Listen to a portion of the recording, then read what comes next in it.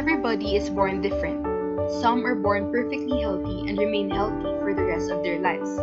Some are born with certain neuromuscular disorders, while some may develop degenerative disorders. Stem cell therapy is a treatment of various disorders, non-serious to life-threatening, by using stem cells. These stem cells can be procured from a lot of different sources and used to potentially treat more than 80 disorders, including neuromuscular and degenerative disorders. Hematopoietic disorders affect the bone marrow and manifest with various systemic complications. Stem cells from a donor are known to reconstitute the defective bone marrow and permanently overcome the disorder. Degenerative disorders arise from degeneration or wear and tear of bone, cartilage, muscle, fat, or any other tissue, cell, or organ. This could occur due to a variety of reasons, but it's normally the process known as aging or getting old that is the biggest cause.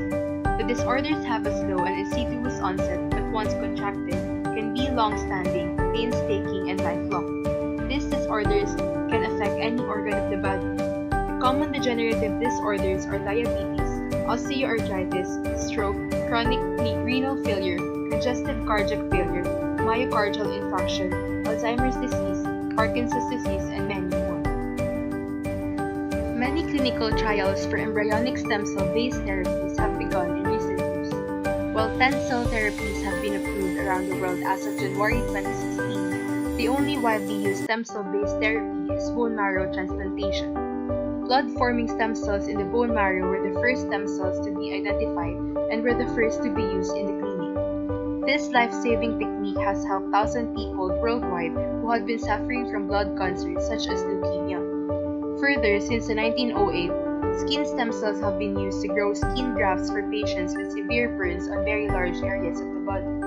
In addition to their current use in cancer treatments, research suggests that bone marrow transplants will be useful in treating autoimmune diseases and in helping people tolerate transplanted organs. Stem cell research allows us to understand how the cells in our bodies work.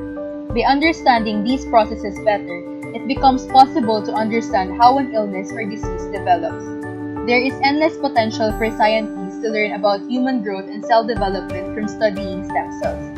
These cells can then be transformed into various therapies that run a low risk of rejection because the cells are taken from the individual needing treatment. However, scientists have no idea about long-term side effect issues.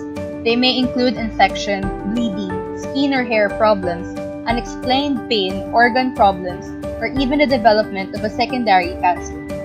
Every medical treatment provides some risk of a side effect, but this medical technology is so new that we have no idea what the long-term health effects might be. Collecting stem cells from an adult carries a medical risk with it. Something could go wrong during the collection process that may reduce the quality of life for the patient. It is still an unproven medical technology. There is a lot of hope for stem cell treatments. Hematopoietic stem cell transplantation is performed about 50,000 times annually around the world, and the success rate for the treatment is climbing above 90%. Because some forms of stem cell research are classified as illegal or immoral in the United States. However, progress to improve treatments or prove the effectiveness of this medical technology are not as advanced as their potential. Subcutaneous adipose tissue has recently been attracting attention as a new cell source for regenerative medicine, replacing bone marrow because this tissue collection in a large quantity is possible. The rate of cells with multipotency is high. Mass culture is easy and cells have functions equivalent to bone marrow-derived mesenchymal stem cells. Researchers were inspired by the way salamanders can replace lost limbs and develop a technique that gives adult cells the ability to lose their adult characteristics, multiply, and regenerate multiple cell types. This technique is a significant advance on many of the current unproven stem cell therapies, which have shown little or no objective evidence they contribute directly to new tissue formation.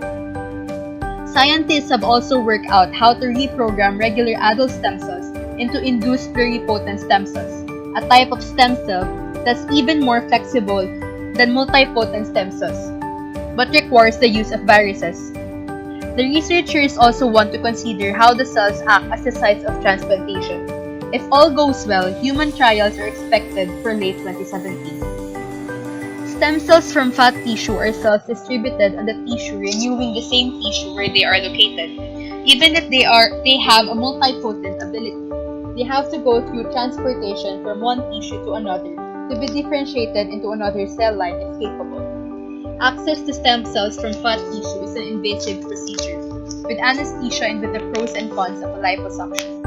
The extraction should be made at a hospital.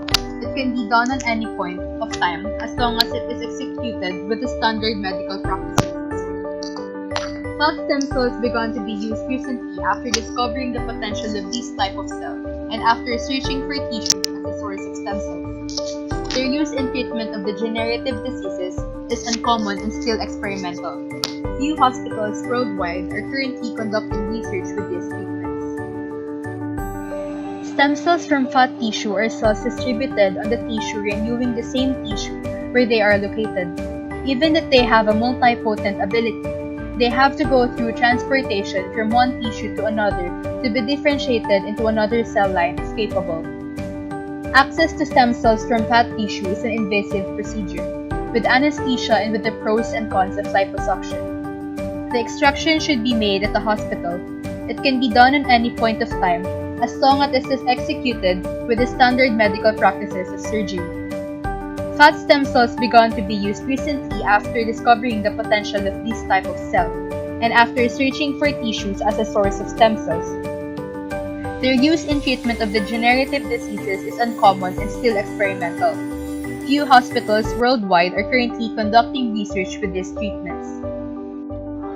Stem cell therapy is capable of regenerating any human tissue damaged by injury, disease, or aging could be available within a few years, following the landmark research led by UNSW Australia researchers. The technique developed by UNSW researchers involves extracting adult human fat cells and treating them with the compound 5'-EZA known to induce cell plasticity, which is crucial for reprogramming cells, along with platelet-derived growth factor AB for approximately 2 days. The cells are then treated with the growth factor alone for further 2 to 3 weeks.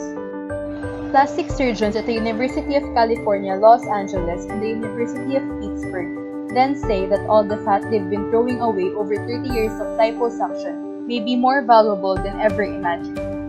It now looks as though some of that fat can be salvaged and reprogrammed to form muscle, bone, cartilage, and even more fat.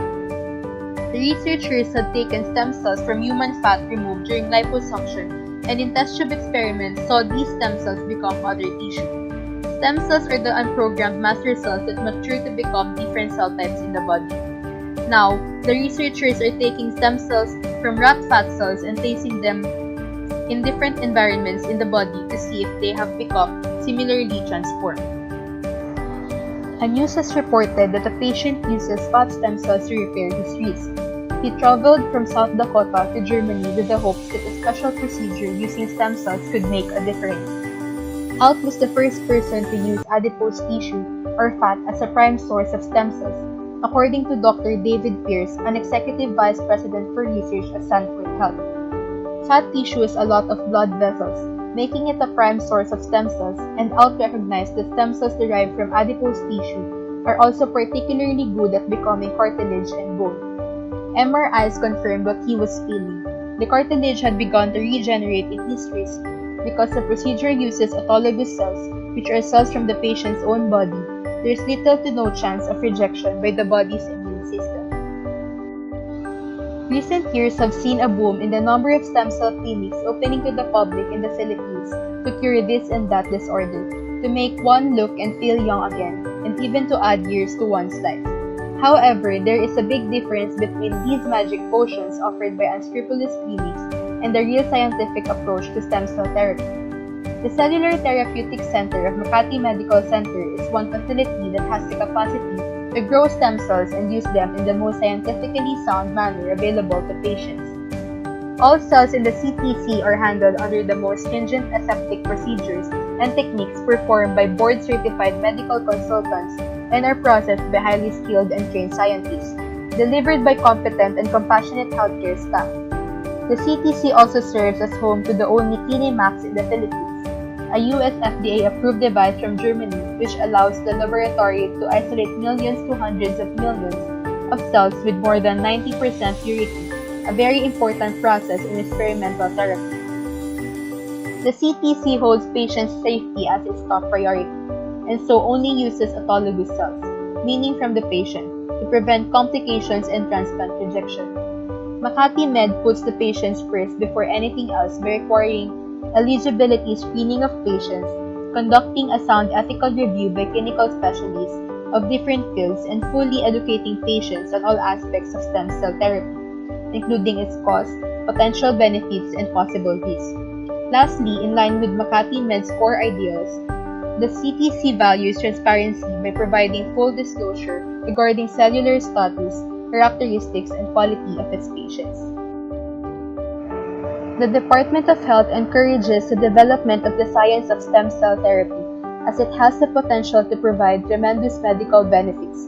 It urges practicing stem cell transplant physicians to submit data regarding the conduct and results of the treatments they have done.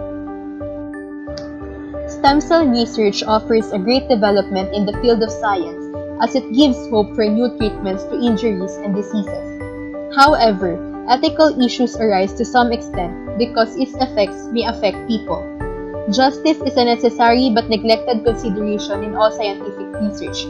This includes minimization of risks of harm, the importance of information disclosure and consent, the therapeutic misconception, and the pressure from disease constituencies. All this includes on the ethical issues provided by stem cell research. Some implications of the separation of tissues from individuals could offend taste or religious belief, such as other people may find the idea unpleasant, or could be prohibited by their religions since it is an unnatural way of treatment. With the growing fad and commercialization of stem cell therapy today, it is fairly easy to be deceived. Despite numerous advertisements across different media, it's best to keep in mind that stem cell therapy remains to be a scientific process, not a magic potion that comes in a beautifully packaged and exorbitantly marketed bottle.